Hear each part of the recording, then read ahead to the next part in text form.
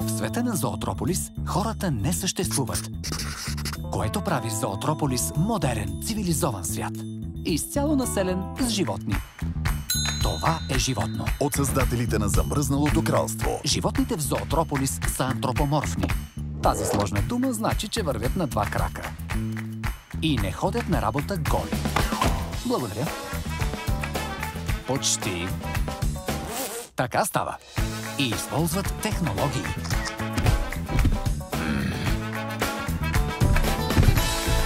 Тук има бозайници от всички краища на Зоотрополис. Големи, малки, бързи и бавни. Но истината е, че Зоотрополис не е идеално място. И както при нас, не всички се разбират. Особено естествените врагове.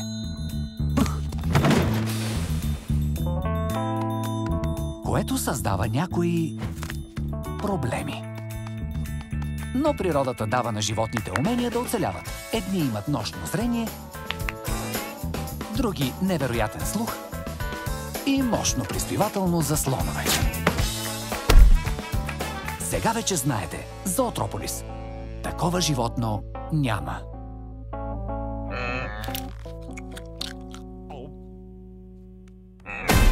4 март в кината на 2D и 3D.